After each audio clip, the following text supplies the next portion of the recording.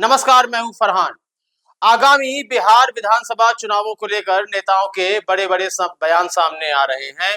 इन्हीं सब बयानों के बीच जेडीयू के प्रदेश सचिव दिव्यांशु भारद्वाज ने भी एक बड़ा बयान दिया है। उन्होंने कहा, पूर्वी चंपारण और मोतिहारी से महात्मा गांधी ने अपना सत्याग्रह शुरू किया था। इस वक्त बिहार में सीएम पद के लिए कोई वैकेंसी नहीं है, क्योंकि अगर आएंगे तो केवल नीतीश कुमार ही आएंगे। यह दिव्यांशु भारद्वाज का कहना है। इसी संबंध में हमारे संवाददाता अनिकेत राज ने उनसे खास बातचीत की। आइए देखते हैं कि दिव्यांशु भारद्वाज ने अपने इस बयान में क्या क्या कहा है बिहार विधानसभा चुनावों को लेकर। नमस्कार, मैं हूं आपके साथ अनिकेत राज और आप देख रहे हैं आप अभी तक। इस वक्त मैं मौजूद हूं बिहार के जिला पूर्वी चंपारण मोतिहारी में, जहां से राष्ट्रपिता महात्मा गांधी जी ने चंपारण सत्याग्रह आंदोलन की शुरुआत किए थे। 15 अप्रैल 1917 में इसी ऐतिहासिक भूमि से चंपारण सत्याग्रह आंदोलन की शुरुआत हुई थी और इसी धरती से किसानों के लिए लड़ाई उन्होंने लड़े थे। इस धरती से मैं आपको बता दूं, परिचय करा दूं, जो कि परिचय के कोई मोहताज नहीं है, युवा नेता जनता दल यूनाइटेड के बिहार प्रदेश अध्यक्ष दिव्यांशु भारद्वाज जी हमारे साथ मौजूद हैं। दिव्यांशु जी, सबसे पहले आप अभी तक में बहुत बहुत स्वागत और अभिनंदन। धन्यवाद। मेरा सबसे पहले आपसे सवाल है, आपका राजनीतिक जीवन में शुरुआत कैसे हुई? सबसे पहले आपको एक करेक्ट करने की, हम युवा जदयू के बिहार प्रदेश के अध्यक्ष रहे थे। अभी जदयू में फिर मेन पार्टी के सचिव रहे, अभी स्टेट वर्किंग कमेटी में। तो ये हमारा दायित्व है। और राजनीतिक जीवन में शुरुआत जो है हमारी, वो छात्र राजनीति से है। पटना विश्वविद्यालय में 10th पास करने के बाद जब यहाँ से गए तो एबीवीपी के माध्यम से पटना विश्वविद्यालय में सक्रिय हुए। और स्टूडेंट पॉलिटिक्स वहाँ लंबे समय से बंद था। मतलब स्टूडेंट पॉलिटिक्स होती थी, लेकिन चुनाव वहाँ पे नहीं हो पाता था छात्र संघ का, जहाँ से लालू जी, नीतीश जी, सुशील जी, रामविलास जी, सारे लोग निकले। चुनाव 2018 में दोबारा शुरू हुआ। तो चुनाव 12 से 18 तक हम लोगों ने जो छात्र राजनीति की बेसिक पढ़ाई है, आंदोलन, प्रदर्शन, पुतला दहन, लाठीचार्ज, जेल आना, रचनात्मक कार्यों में सक्रिय रूप में अपनी भागीदारी सुनिश्चित करना, ब्लड डोनेशन कैंप, कंबल बांटना, लोगों का इलाज कराना, तरह तरह के रचनात्मक कार्यों में।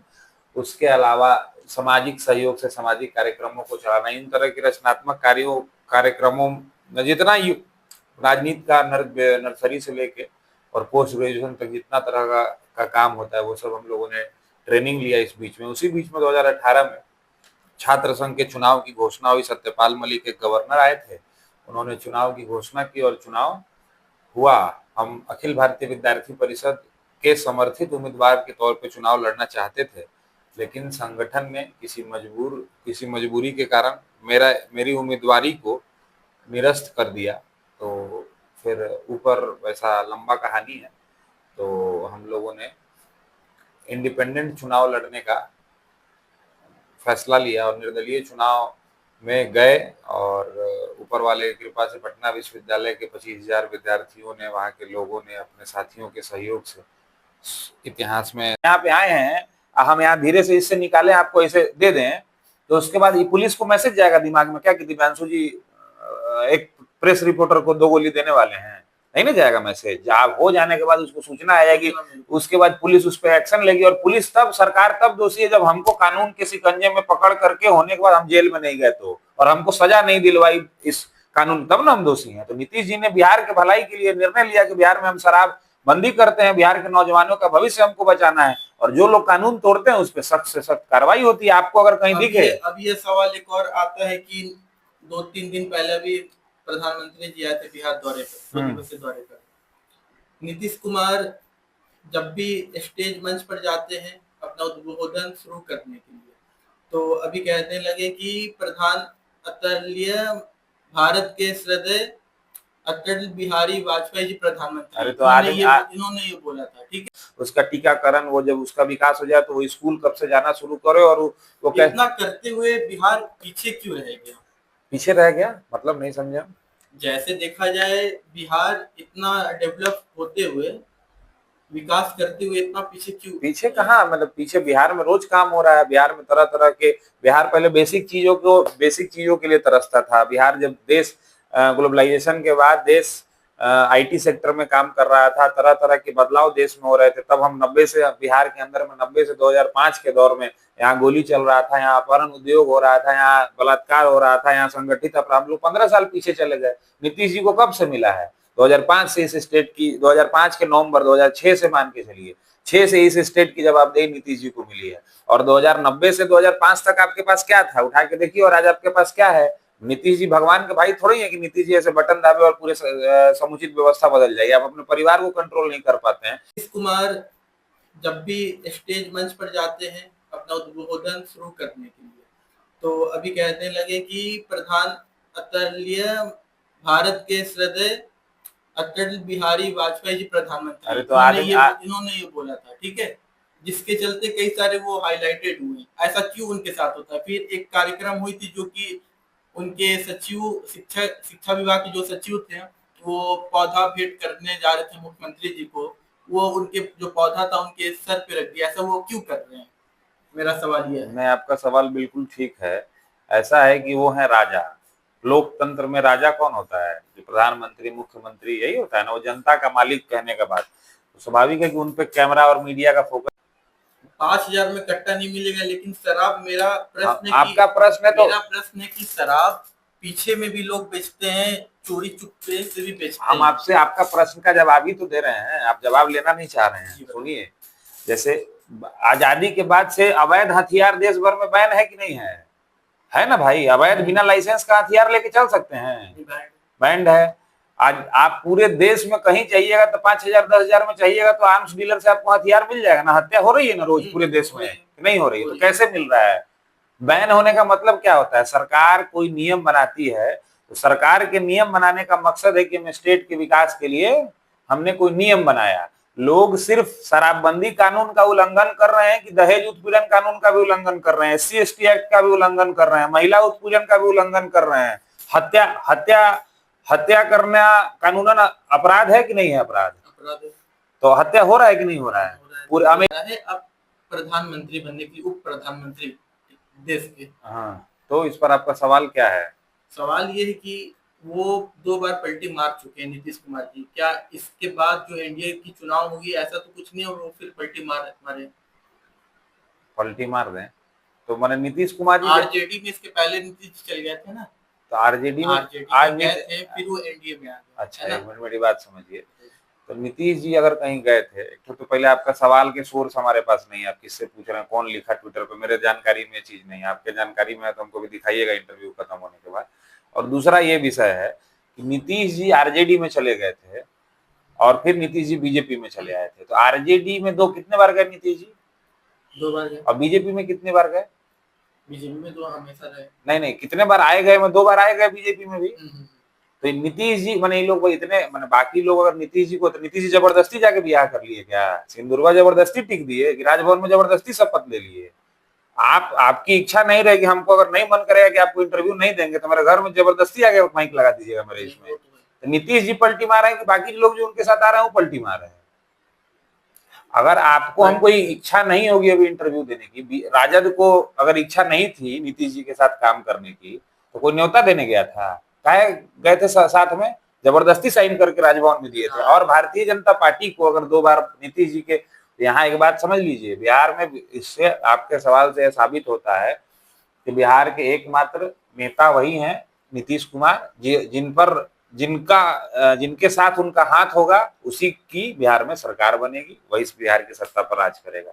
पलटी नीतीश जी नहीं मारते हैं, पलटी दूसरे लोग बेचैन रहते हैं कि नीतीश जी हमारे साथ आ जाए। समझ रहे हैं? अब आते हैं विकास के मुद्दे चंपारण पे। सुनने में ये भी आया है कि आप इस बार विधानसभा चुनाव से मोतिहारी से चुनाव लड़ रहे हैं। हम लोग राजनीतिक कार्यकर्ता हैं, राजनीतिक वर्कर हैं, 15 वर्षों से सामाजिक जीवन में है, और चुनाव लड़ने का अधिकार बाकी वैसे लोग जो साइड में धंधा, बिजनेस, व्यापार और तरह तरह की चीज करते हैं और राजनीति को सेकेंड ऑप्शन के तौर पे करते हैं, तो उन लोगों से ज्यादा अधिकार एक पॉलिटिकल वर्कर का है। तो हम जब अगर फुल टाइम इस सामाजिक जीवन में है तो बिल्कुल चुनाव लड़ने की इच्छा है, क्यों नहीं रहनी चाहिए इच्छा, एकदम 100% है। हम पार्टी में हैं, एनडीए में हैं, जदयू के अभी कार्यकर्ता हैं, पार्टी तय करेगी, संगठन तय करेगा कि करना है। हम अपने क्षेत्र में सक्रिय हैं, काम कर रहे हैं। अगर सामाजिक आप इस क्षेत्र से सक्रिय एक नेता हैं, क्या आप चुनाव जीतने के बाद गरीबों को सबसे पहले क्या अवसर प्राप्त? ये सब काल्पनिक सवाल पर अभी चुनाव अभी हम सीधा जीत जाएं उस पर क्या करेंगे, ये सब एक प्रोसेस है और हम उस पर अभी आपको कुछ हम जवाब अभी नहीं दे पाएंगे कि हम चुनाव कहाँ लड़ेंगे, कैसे लड़ेंगे, उसका सीधा जीते। हम कोई भी सामाजिक जीवन में कोई व्यक्ति रहता है तो हर व्यक्ति अपने हिसाब से, भले उसकी उसकी जनता के नजर में स्केलिंग अच्छे प्रतिनिधि के रूप में हो या खराब प्रतिनिधि के रूप में हो, पक्ष का हो या विपक्ष का हो, हर व्यक्ति यही चाहता है कि हम अपने एरिया के, अपने क्षेत्र के लोगों का अधिक से अधिक काम कर पाएं, अधिक से अधिक उन लोगों को लाभ पहुंचा पाएं। तो हम लोग जैसे आगे की योजना बनेगी उस समय इस सवाल का जवाब हम दे पाएंगे आपको कि हम मेरी क्या योजना है। अभी हम इस पे आपको कुछ मोतिहारी में देखा जाए तमाम विकास हो रही है, विकास क्या क्या मुद्दे पे हुई है, आप ये हमारे दर्शकों को जानकारी दें। मोतिहारी में क्या क्या विकास अभी तक हो चुकी है? जो विकास केंद्र सरकार और बिहार सरकार के माध्यम से योजनाएं जो चल रही हैं सब मोतिहारी में भी चल रहा है। मोतिहारी को बाहर का हिस्सा थोड़ी है। मोतिहारी में जो पूरे योजना जो पूरे बिहार के लिए नीतीश जी की सरकार निर्माण करती है, वो सारी योजना जो आपको अभी हमने बताया। महत्वपूर्ण सवाल मेरा है, जिसके पास जो बीमार व्यक्ति है वो जाता है हॉस्पिटल में, अगर देखा जाए वो जाता है कचहरी में, उसको कोई भी कार्य करवाना हो, उसका कोई भी काम अगर फंसा हो तो वो काम करवाता है तो दलाली उससे किया जाता है। ऐसा क्यों देखा जाता है? ये हॉस्पिटल में भी ये चीज है, तो वो कराने वाले के लिए समस्या है ना। जैसे देखिए अगर ये दलाली किया जाता है तो क्या इससे गरीबों को क्या वो सरकार आपको अभी हमने शराबबंदी वाले आपके सवाल पर जवाब दे दिया है। आपको फिर वही बात बता देते हैं कि सरकार एक सिस्टम चलाती है। आप अपना 24 घंटा का दिनचर्या नहीं मेंटेन कर पाते हैं, बड़े बड़े चीजों पे सवाल उठाना। कहीं भी देखा जाए तो दलाली। सुनिए, वही तो बता रहे हैं, सुनिए तो, कि सरकार का एक सिस्टम है कि अगर आप यहाँ मेरे घर में कोई हमारे साथ गड़बड़ी कर रहा है तो 112 नंबर पर फोन लगाइए, पुलिस आएगी। कोई घूस मांग रहा है तो विजिलेंस को फोन करिए, पुलिस आके उठा के ले जाएगी। सर कोई दलाली कर रहा है तो उसका वीडियो, उसका फोटो, उस पर लेटर, उस पर विज्ञापन दे करके कंप्लेन करिए। सरकार का उसी समय अभी आपको हम यहाँ पे कोई चीज का में हमको अधिकार नहीं ना कि आपने अभी हमको 10 थप्पड़ मारा, तो हमको कानून ये राइट नहीं देता है कि आपको मार के पैर तोड़ने, आपका माथा फाड़ दें। उसका नियम है कि हम एफआईआर करेंगे आपके ऊपर जाकर के, कोर्ट फैसला करेगा 5 साल के बाद कि आप दोषी हैं कि नहीं। तो कौन इतनी लड़ाई, आप अगर जो लोग आवाज उठा रहे हैं, आपसे कोई दलाली मांगता है, आप बिहार सरकार के विजिलेंस नंबर पे फोन करिए, उसको उठा के नहीं ले जाएगा पुलिस, तो सरकार दोषी है।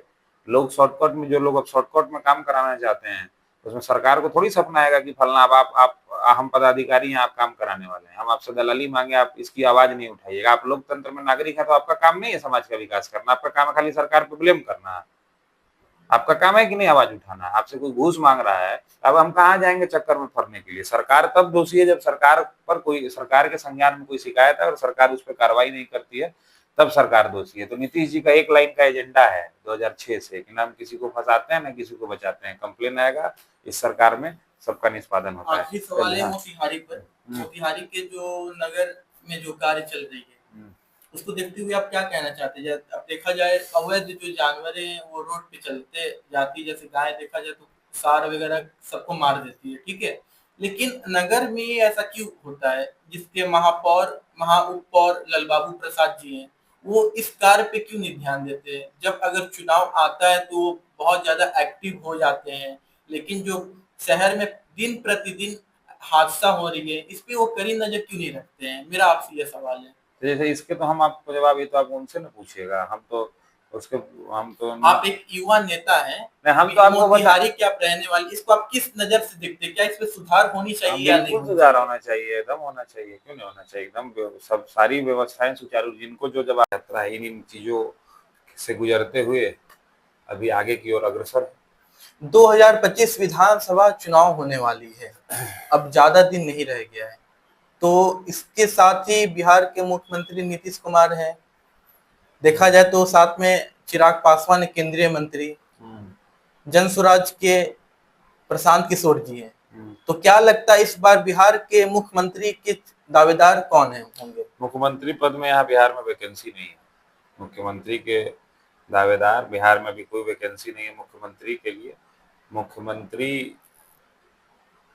इतना बड़ा चेहरा बिहार के अंदर में है जिसने बिहार को आजादी के बाद सबसे ज्यादा काम, श्री बाबू के जमाने में बिहार में हुए कामों को याद किया जाता है। उन्होंने जो बरौनी में रिफाइनरी से लेके जमशेदपुर टाटा, जितने तरह का काम उस समय का, कल कारखाने और जो भी इंफ्रास्ट्रक्चर का काम बिहार में उस जमाने में हुआ, जमींदारी को हटाने, आम आदमी के बीच में जो आम आदमी से लेकर और एक जो बड़े घरानों के बीच में जो भेदभाव था उसको खत्म करने से लेकर के मंदिर में, देवघर मंदिर में जो वैसे लोगों का प्रवेश नहीं होता था, समाज के दबे कुचले लोगों का, वो प्रवेश कराने से लेकर सामाजिक कुरीतियों के खिलाफ लड़ाई से लेकर के और इंफ्रास्ट्रक्चर में श्री बाबू को याद किया जाता है बिहार में। और उसके बाद अगर सबसे ज्यादा काम किसी ने बिहार में किया तो बिहार के पुनर्निर्माण के लिए इतिहास में आने वाला समय जो याद रखेगा किसी व्यक्ति को, तो उस बिहार के विश्वकर्मा का नाम नीतीश जी है, जिन्होंने बिहार में इतना काम किया है कि आपका पूरा इंटरव्यू हम उस पर दे सकते हैं कि एक सवाल का जवाब दे सकते हैं। वो बच्चा एक लाइन में समझिए कि बिहार के अंदर में आज ऐसी व्यवस्था है कि बच्चा जब माँ के गर्भ में रहता है उसके टीकाकरण से लेके उसके टीकाकरण, उसके स्वास्थ्य की सारी व्यवस्था, और जब व्यक्ति मरता है तो उसके दाह संस्कार तक की व्यवस्था, बीच में जितना इंसान को जिस जिस चीज की जरूरत है सारी व्यवस्था नीतीश जी ने बिहार में की है। बेसिक इंफ्रास्ट्रक्चर छोड़ दीजिए, सड़क, बिजली, लॉ एंड ऑर्डर और जितनी तरह की बेसिक जरूरतें हैं वो सब छोड़, इसलिए बिहार में भी कोई वैकेंसी नहीं है जब तक नीतीश जी हैं। यहाँ पे किसी की वैकेंसी नहीं है। नीतीश जी एकमात्र सर्वमान्य बिहार के मुख्यमंत्री पद के कैंडिडेट समझ लीजिए, मुख्यमंत्री हैं समझ लीजिए। अभी जब तक वो है तब तक कोई वैकेंसी नहीं। इस बार कितने सीट पे चुनाव होने वाली है? 243 सीट पे चुनाव। हर बार 243 सीट पे ही होती है चुनाव। 43 सीट पे होने, इस बार क्या आने की उम्मीद है? हाँ, इस बार क्या सीट आने की उम्मीद है? किसको? जेडीयू को। जेडीयू को अभी सीट कितने, अभी एनडीए के अंदर में एनडीए के जितने घटक दल हैं वो बैठेंगे आपस में, सीटों का बंटवारा होगा। अभी जेडीयू कितने सीट पर लड़ती है उस हिसाब से फिर इस बार एनडीए ने लक्ष्य रखा है कि 2025 में 225 सीटें हम लोग जीते। 2010 में एनडीए ने, जो संयुक्त एनडीए है, खासकर उसमें जो दो प्रमुख दल भाजपा और जदयू, और ऐसे तो लोजपा, अभी उपेंद्र कुशवाहा जी, जीतन राम मांझी, ये सारे लोग हैं। तो एनडीए का सबसे बढ़िया परफॉर्मेंस माना जाता है 2010 के चुनाव में, सबसे अच्छा परफॉर्मेंस एनडीए ने किया था। तो उस रिकॉर्ड को तोड़ने का लक्ष्य एनडीए के सभी नेताओं ने रखा है कि इस बार हम लोग 2025 में 225 सीट लाएं, और उसके लिए सभी पार्टियां जो घटक दल हैं वो उसमें लगी हुई हैं। देखिए क्या लगता है, बिहार फर्स्ट, बिहारी फर्स्ट के साथ चिराग पासवान बिहार में आ रहे हैं? बिहार, क्या चिराग पासवान, युवाओं का कहना है, बिहार के युवाओं का कहना है कि अगर चिराग पासवान आते हैं बिहार में तो युवाओं को काफी रोजगार देंगे।